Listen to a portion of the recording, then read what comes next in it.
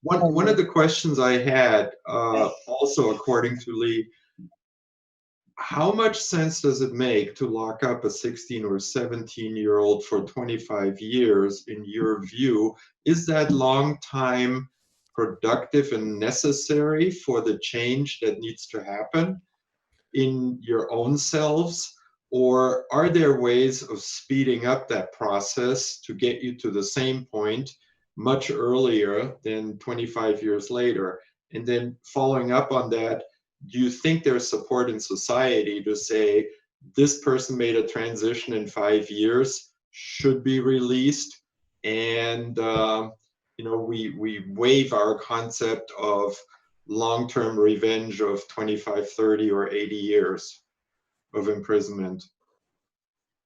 Yeah, that's a great question, and it's one that is really difficult to answer in the way that kind of our society has been built around the penitentiary, right? And it was originally constructed for penance and to be able to kind of go in and really do the self-reflection, to be able to change your own personal ideologies and your beliefs, and really reflect on the things that you have done throughout your life, to get to a point to where you are then healthy enough to not reoffend or not to continue those types of behaviors. And I don't think it's a time constructed um, procedure. I think it really depends on the individual and the help and the care and the assistance that is around them at that point in time. Specifically for juveniles, I don't believe that there needs to be, like, it didn't make any sense for them to kind of use punishment as their go-to mechanism in order for intervention. I think that there's other countries like Norway and stuff that use like counselors and people that have gone through psychological treatment as their correctional guards. And there's like a lot of conversations and communications that go on with that person, and really delving in and finding the underlying reasons of why they even developed those ideologies in the first place, and the behaviors and how that manifested in their life, and then how to deconstruct that, how to kind of go back into them becoming a healthy human being, that can safely return back to the community. And so I say all of that to kind of set into context with, I don't think it's an amount of time. I think it's amount of intervention that actually takes place in one's life. And I think that there's other ways to kind of do that without the cookie cutter procedures that they've put in place in all of the states, basically within the United States. And I think that they're start to realize it. We learned a lot from the Truth and Reconciliation Commission that happened over in Africa after their long battle with apartheid and stuff, and getting back into um, the restorative justice type of mechanism of really trying to get the person to return to a whole human being, instead of locking them up in a 6 by 9 and kind of throwing away the key, or not having the proper help.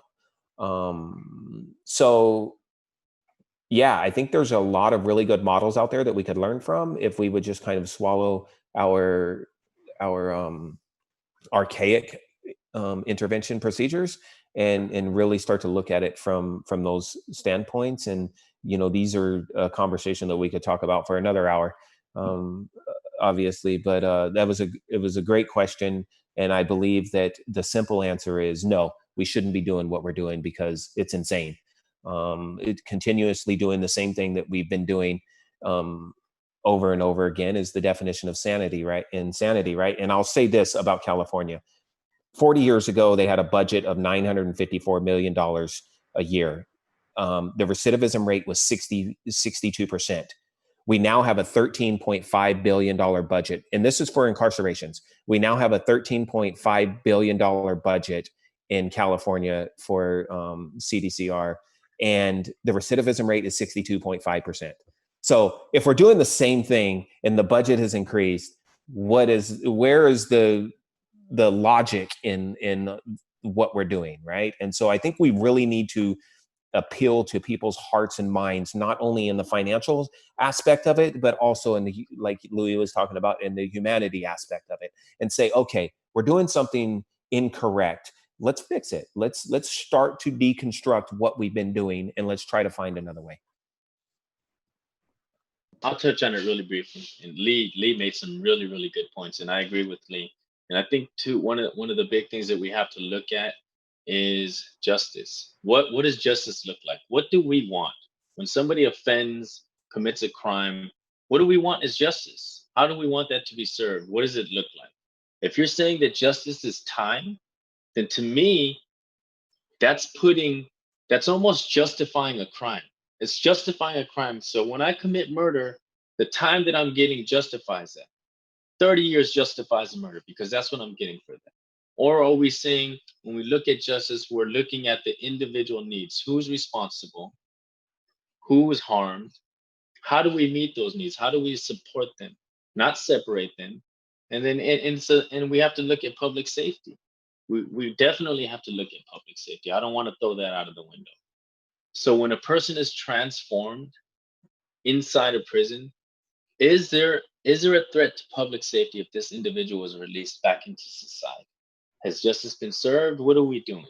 So when you look at that, and it's not, it's hard. It's case by case. Some people it may take 20, 25 years to change. Some people it may take 5. Some people, it's just based on the individual and based on how that person is supported when he comes into the system, what kind of programs are available, what's the environment like.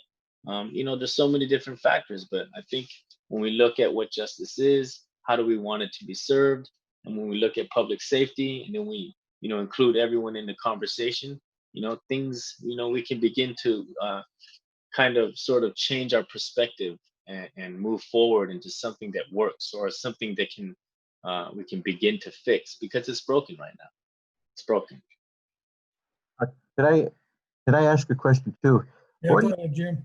What do you think about a certain social programs we have now that could be used to expand access for some of these kids? Like, for example, there's the Boy Scouts, the Girl Scouts, the YWCA, the YMCA, Teen Challenge, and other social programs. I'm thinking in my youth, I was involved with some of these activities, and they really filled me up pretty well and good objectives in my mind, good orientation. But wouldn't that be a great helpful thing for a lot of street kids to be able to have access to these programs? Okay.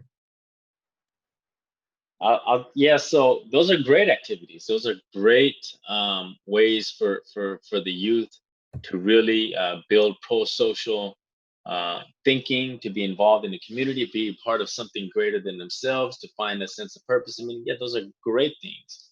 But when we're looking at environment, when we're looking at the population that's most vulnerable, we're talking about underserved communities where crime, violence, and people who are growing up with families who are gang members, drug addicts. That might not be realistic. That might not be a realistic thing to say. Hey, you can join the Boy Scouts. These kids that are growing up in these areas, they're so far removed from anything, like that. It would be difficult. I'm not saying it's impossible for someone to identify with the Boy Scouts when the environment, they're fighting every day to in their homes. There's so much trauma in the home, at school, in the street, where they have to, be concerned about their safety going to school. When those things are in place, it's difficult to say, hey, these programs are available, get involved. And then they go back to the family where there's drugs and violence and gangs. So, intervention like that is extremely useful, but, we also, we need support in the home, because if there's no support in the home, it's a very difficult thing. You can have all the positive things in these organizations that for the youth, but when the youth is going back to his home, it's difficult. Before we get any more questions, and I want to make sure Lee gets to go before his next appointment, will you guys help me thank them? They got up at, this was 7:30 California time in the morning, and they showed up, and they've just been amazing, and I just am so grateful and so proud to know you guys. And I just want to say that, and you guys are the best. Well, thank you, Whitney, and thank you for being considerate of my next appointment. And I do have to go, but I do want to say one thing about Jim's question really quickly is, you know, those are they're great leadership kind of role modeling programs, and if they were more readily available in the inner cities and the people from impoverished communities, whether it's the Native American community out there in Montana or the lower economic communities out here, and the leaders in those programs come from those communities, I think would be very advantageous. Somebody that understands the exact types of things that they're going through. Yeah, I mean, expansion of any types of leadership academies or communities or programs that are available, I think is what's really needed, because Louis hit on a really good topic about it. It starts in the household, and you know, most of the time they're single parent households, and you got one parent that's really struggling to put a roof over the head and food on the table, and they don't have that time to be the role model that is necessarily needed. And it takes a community to raise a child, right? A village to raise a kid. And so having that mindset of being more involved, I think is really important. And I would like to say that thank you all also for having us and listening to us drone on about our liberal beliefs in politics and sharing a little bit of our lives, and as trauma filled as they are, and as in the, I think the transition that we've made in our lives, it wasn't just a single feat. It was a community that had come together, not only in there, but people that would come in there and give up their time, like Leah and Whitney and the other wonderful programs that are available, and people that would actually stand up and believe in us and encourage us and give us affirmations and help us build that self-efficacy and that self-esteem within ourselves to be able to make a difference in our communities in there, and now our communities out here. And so I thank you for taking this a little bit of time and sharing your lives and giving us some questions and some thoughts and things to ponder on. We really appreciate it. And Sandy, you raised a wonderful daughter. And so I'll leave it there, and I do have to go. I have another appointment with my boss. Today's evaluation day, so thank you guys so much for having me, and I really appreciate it. And Louis, I'll talk to you soon. Thank you guys so much. Thanks, Lee. Thank you, Lee. Thanks, buddy. Thank you, Louis, and Whitney, and Leah. Hey, Whitney, are you still in California, Whitney? Or are you here in Missoula? I am here in Missoula at the moment. Yeah. I just saw your dad on the thing here. Is he in Missoula too also, or is he over? He's actually just in the other room. I guess he's in your house now. Okay, so he's not in Asia right now on some forestry program. Good. No, he is here during the COVID time. Oh, good. Then I need to come to visit you guys about your trees. Okay. Sounds good. Okay, Louis, thank you very much. That was great. Thank you. I just want to say thank you to everyone. Whitney, thank you just for allowing us to share space and to share our stories. This means a lot to me. This is something that I'm committed to doing. And it's just, for me, this was a wonderful experience. And I just thank you for allowing me to share. Thank you so much. Okay, Whitney, thank you. Thank again. you.